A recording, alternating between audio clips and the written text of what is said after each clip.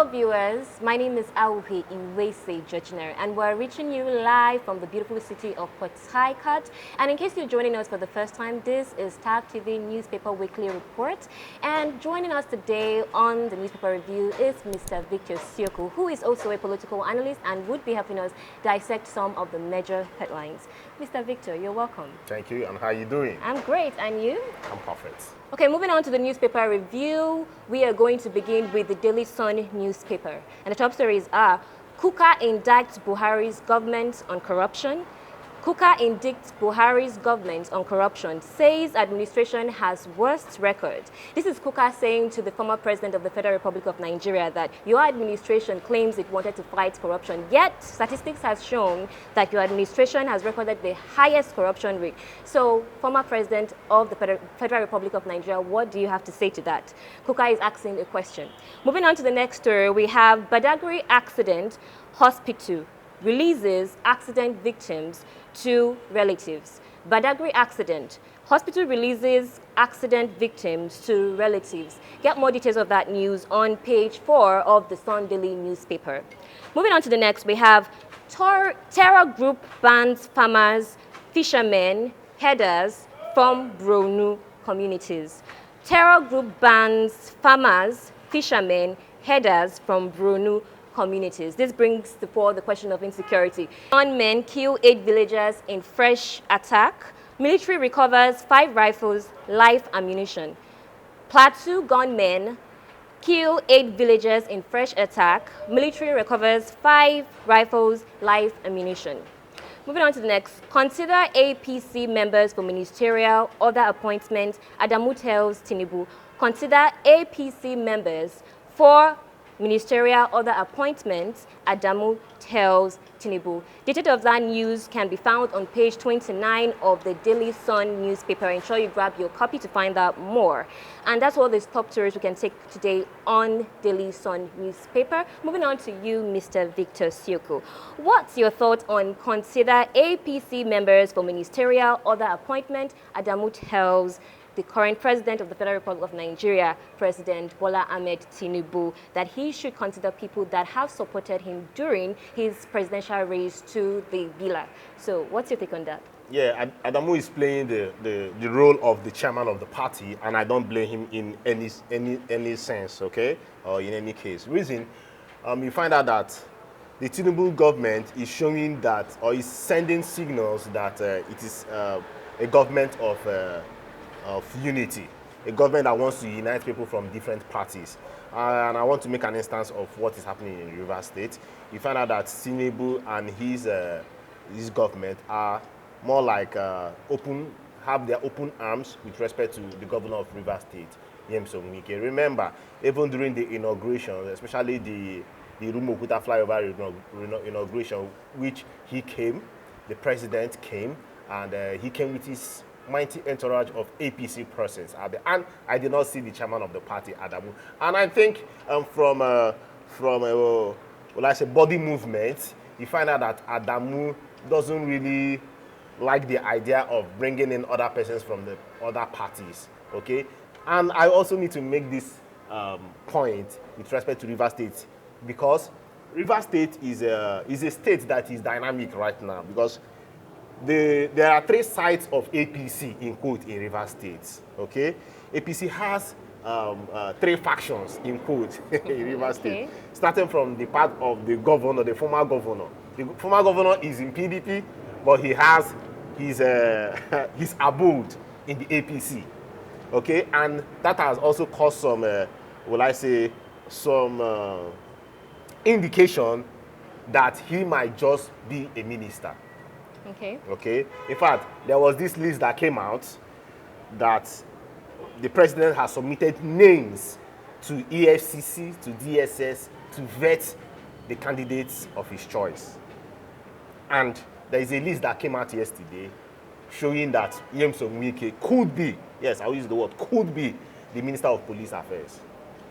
Okay. But also, we should also note that in Rivers State, it is more like somehow constitutional that the APC in the state will produce the candidate they want to send to Tinubu for peaks. Okay. The state APC must be of the known, and they must put in paper to show that they are supporting that particular person. So now, you now ask, will the faction of the former governor, that's right, Rotimi Amechi, will it be okay for them to pick to pick Wike? Okay? And what about Magnus Ngeabe, who, in quote, left the party to SDP for him to attain governorship, but he failed?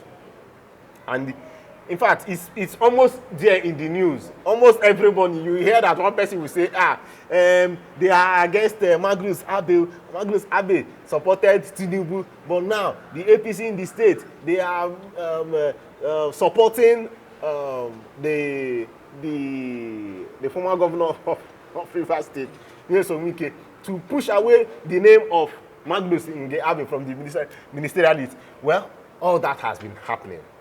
But from what the party chairman has said, I don't think that it will be obvious for Tinubu to not speak presence only in the party to represent him in that ministerial positions. Okay. Lastly, we should also note that there are strong indications that some former governors might just make that list. Okay. And one of those candidates or assumed candidates might just be the governor of Kano State. Personally, it will not be fair. It will more like, it will be for Tinubu. Tinubu will be, will I say, reducing his worth if he puts out the name of Ganduje as a minister of the Federal Republic of Nigeria. Okay. You might ask me why. Why? Okay. Reason, because of what has been happening after he came out from the seat as a governor. This man needs to be tried. This man needs to go and face the court of law with respect to the Abada bribery that happened. Okay. It was glaring. The videos are all there. You need to go to the court. And he's been dodging the court. And that is my issue right here. Why would you be... Yes, he played a part in making you the president of the country. Okay. But can't you listen to the echoes of the people, to the pulses of the people, that there are persons out there, if you really want to fight corruption, there are persons out there that you need to push aside. Exactly. And not bring them near the meat. See, this is serious business. Let's stop talking about whether who is this, whether this person is this. Or, we need credible people that can show out to the world that, see, Nigeria is about business this time around. Yes. And not mediocres out there. Okay. Thank you very much. Thank you very much, Mr. Victor. That's Mr. Victor saying a ministerial appointment should not be carried out based on party loyalty, party politics. It questions credibility, and once there's incredibility, there's no development. So, moving on to the next newspaper review, we are going to review This Day newspaper. The top stories are 13.5 billion Nigerian debt, tussle for First Bank takes another turn as EcoBank accuses Otodeco of diverting assets. 13.5 billion debt, tussle for First Bank takes another turn as EcoBank accuses Otodeco of diverting assets. Next story, NNPC 1,800,000 liter capacity vessel with stolen crude impounded en route Cameroon. NNPC $800,000 capacity vessel with stolen crude impounded en route Cameroon. This is NNPC saying that we have crude oil smuggling that is on the rise, and so we need to find out how we can look into reducing that smuggling. So moving on to the next story, we have Obasanjo, National Assembly's huge salary package, neither constitutional nor moral. National Assembly's huge salary package, neither constitutional nor moral. This is the former president of the Federal Republic of Nigeria saying that the packages that the senators and House of Representative members receive at the National Assembly is outrageous, and that package needs to be looked into to ensure that everybody is part of this nation building that we talk about. I mean, remember talking about the issue of subsidy, fuel subsidy, I beg your pardon, fuel subsidy remover. So moving on to the next newspaper review, we are going to review this day newspaper. The top stories are 13.5 billion Nigerian debt. Tussle for First Bank takes another turn as EcoBank accuses Otodeco of diverting assets. 13.5 billion debt. Tussle for First Bank takes another turn as EcoBank accuses Otodeco of diverting assets. Next story, NMPC, I beg your pardon, NMPC 1,800,000 liter capacity vessel with stolen crude impounded en route Cameroon. NNPC $800,000 capacity vessel with stolen crude impounded en route Cameroon. This is NNPC saying that we have crude oil smuggling that is on the rise, and so we need to find out how we can look into reducing that smuggling. So moving on to the next story, we have Obasanjo, National Assembly's huge salary package, neither constitutional nor moral. National Assembly's huge salary package, neither constitutional nor moral.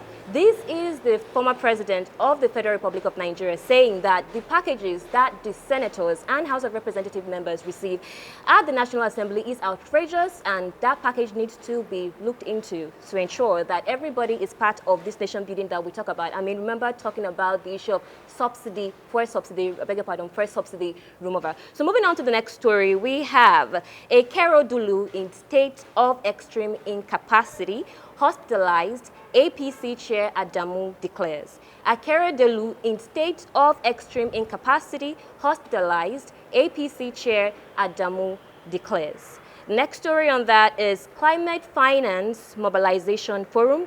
Climate Finance Mobilization Forum. And that's all the news stories we can take on this day daily newspaper. Mr. Victor, Akeredolu, who is presently the governor of Ondo State, I beg your pardon, Ondo State is currently incapacitated right now. And the Ondo State government is saying, can the governor, who is now incapacitated, take over the leadership? Or should he just say, I'm incapacitated according to the Constitution, I can't take over the role. Should I hand over my position to the deputy governor? What do you think about that? Well, you know, it's a unique case in Ondo State, and we cannot forget the fact that back in the days, that should be around 2010, when Yaradua left us, and we got all those panics. Even before he left us, the panic was just so much, and that is what is happening in Ondo State right now. Even in a time that Ondo State election would happen, the Guba election, mind you, they weren't part of the last election that happened in February and March, actually, the Guba election. But this time around, they'll be having their own election next year, 2024. So you see the signal is causing so much tension. The party on their own, especially the party chairman, released that kind of statement. He is the one that even made it known. Or, yeah, I am not a medical doctor, okay? Neither have they consulted a medical team, not even a medical doctor, to say that Governor Akeredolu is extremely incapacitated. I think those are strong words, yes. And I have to also wish him well. Remember, his 70th birthday, the wife had to postpone it because of his illness. One can get ill at the end of the day, yes. Okay? But it's also unfortunate that most of our leaders, when they get ill, they leave the shores of the country, which is what is happening to him. Yeah. And you ask, after how many years of being a governor, is it that you could not even build a hospital that you can even stay in? Well, if a whole president as big as former General retired Muhammadu Buhari could not even get himself a hospital, even in Aso Rock, then who is an ordinary governor of Ondo State? Yes. Unfortunately, there's so much panic. Yes, before he went for the first round of leave, that was a 1 month leave, he wrote to the State House of Assembly and told them, see, I'll be embarking on a health trip. Please grant me the leave. I'm going. And I'm moving powers to my deputy. Okay. Which we did not hear any fracas or any challenges with the deputy. Then on Monday, another letter came because he has exhausted the notice of one month. So this time around, he said he needs an indefinite leave. Okay. But now the question is he doing something against the constitution of the country? That's section 190 of the constitution. The answer is he's not going against the constitution, because what the constitution also states is that for you to leave that seat, you need to die. You have to die or resign, Yes. or be impeached or removed. Are you getting me? So, and also it needs to be strongly proven that you are extremely incapacitated. I think the chairman is moving too forward. Yes. Okay, what he should be saying is, okay, should advise, let them have a proper check to now come out to say this man is extremely incapacitated, so that the party will now know what next to do. Well, it's supposed to be from the deputy. Then if the deputy is not incapacitated, it now moves to the Speaker of the House, just like what happened in Abia State back in those days. So,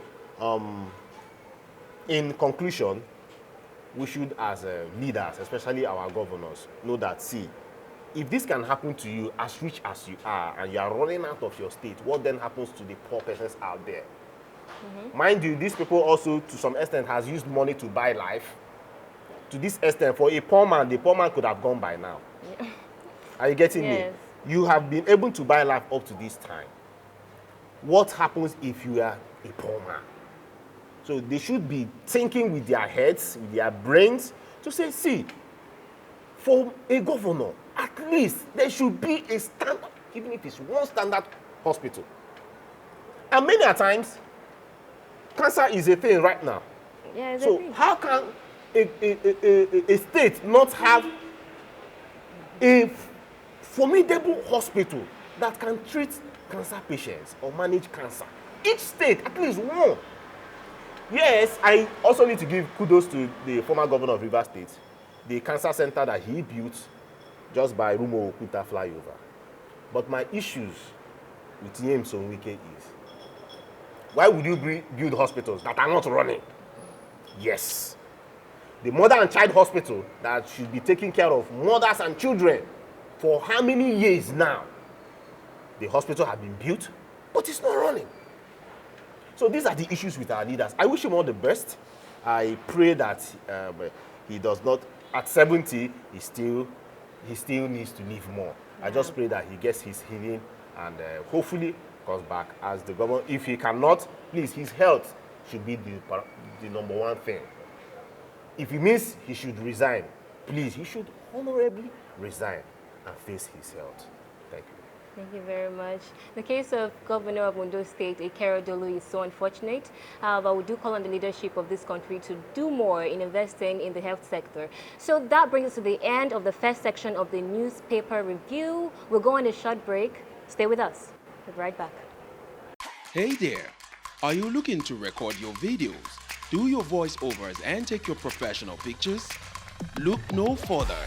With our state-of-the-art newsroom, photography, kitchen for our food content creators, and exclusive children's studio, we certainly can deliver the best studio experience. Our carefully designed studio space can bring your diverse creative content ideas to life. We aim to consistently serve value to our customers far and wide. Come, let Tharv Media give life to your dreams. Tharv Media, a slice of infotainment. Welcome back. And still with me in the studio is Mr. Victor Sioko, who is a political analyst and has been helping us go through the news daily headlines. Moving on to the last newspaper review for today, we will be reviewing the Guardian newspaper. And the top stories are PDP governors meet as internal crisis heightens. PDP governors meet as internal crisis heightens. Why Nigeria remains country of concern in obnoxious wildlife trade. Why Nigeria remains country of concern in obnoxious wildlife trade. To find out more about that news, you can find it out on page 4 of the Guardian newspaper. Moving on to the next top story, we have case against pension payment to former governors. Case against pension payment to former governors. Should the former governors in Nigeria be paid pension? This is a question you should ask. Moving on to the next story, we have EcoBank urges FBN against ratifying Otodo case share acquisition. EcoBank urges FBN against ratifying Otodeco's share acquisition. Moving on to the next story, we have EcoBank urges FBN against ratifying Otodo case share acquisition. EcoBank urges FBN against ratifying Otodeco's share acquisition. Details of that news can be found on page 15 of the Guardian newspaper. And on the front cover page of the Guardian newspaper, we have the major story which says, Nigeria flames $3.9 billion gas in 4 years amid pollution revenue leakage concerns. Nigeria flames $3.9 billion gas in 4 years amid pollution revenue leakage concerns. And some stats here says Nigeria economy lost about 3 trillion Nigerian economy lost about 3 trillion Nigeria to gas flaring. And that Nigeria gas flaring cost the global economy $55 billion yearly. And so, Mr. Victor, this brings me back to you on this. Now, this question of 3.9 billion Nigerian gas flare, which means that before now, gas flaring in Nigeria is illegal, starting from the year 1984. And so, the fact that it has been illegal, and yet we are having the Guardian newspaper reporting that we are losing $3.9 billion gas in 4 years, which means this has significant negative effect on the Nigerian economy. So what's your take on this? I mean, okay. A whole lot is happening. Remember, we borrowed 11 trillion to fund our national budget. Now, $3.9 billion when converted is 3 trillion naira, and that means we can save ourselves about 30% of the monies that we borrow if we are not flaring these gases. But now, it's not just even about the monies that we are going to make. It is also about the employment that we are supposed to have gained by making use of the gas that we are flaring. Then, what about the environmental pollution that is causing? Remember, for every gas that is produced in most places in Nigeria, oil comes alongside. So what then happens? When the exploitation is happening, you have, in many cases, gas and crude. But most companies and their partners, they target the crude, knowing that it is easy to contain than the gas. So they flare the gas and collect the liquid. And by so doing, yes, like you mentioned, it is against the law.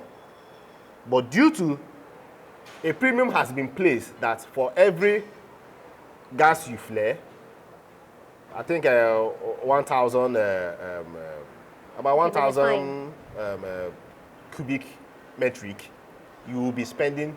You need to pay a penalty of $2. Okay. So what do? They say no problem. They will pay the $2. Okay. But what then happens? The host community suffers, and it is proven, I mean highly proven, that in many Niger Delta regions, the life expectancy is 41 years old. Okay. So with these people, I mean Shell, Mobil, I need to call their names, and their joint ventures, will they be killing the host communities just so that they can make profits at the end of the day? And mind you, This same gas, we can still use it to produce electricity. Okay. This same gas, we can even store it and use it for cooking, use it for all manner of export it. Multipurpose. So the question is it not better that we even lose all the monies that we can lose in the gas industry, but protect the lives of Nigerians? Okay. Is it not better that if you cannot cope, if you must flare, please shut down? Because at the end of the day, what these companies do is they meet the community leaders, Okay. talk with them, tell them to calm down. Oh. And at the end of the day too, yes, they work with, I know what I'm talking about. They work with the leaders of this host community. Give them chunk of the money, then they can maybe share a little to them. And yes, even the Petroleum Act, the Petroleum Act that was released and everybody was just so happy about it, it still encourages gas flaring. Reason, because it still imposes fine if you flare gas. Why don't you say that, see, gas flaring, this shall be the end. From this act, no more gas flaring. And mind you, Nigeria even had an agreement with the Paris Club, the Paris Agreement, that by 2030, that gas flaring will stop. Okay. We are just about 7 years from now, from 2030. And I bet you, there is no enforcement, there is no energy towards stopping gas flaring. Then how will, in the next 7 years, will these issues stop? Mind you, Nigeria needs a whole lot of electricity going for. We are lagging behind by a wide margin. A country that cannot produce up to 5,000 megawatts of electricity. But we have gas in quantum. In fact, Nigeria is the #1 country in gas in Africa. You cannot dispute that. But we are not using our natural resources very well. We are even using it to kill our own people. Okay. So going forward, there's a whole lot for our leaders, especially for the president. Okay. Where does he even want to start with? It's a whole lot of pain on load on his arm. But yeah, he chose it. He said that he wants to become the president. It is his duty.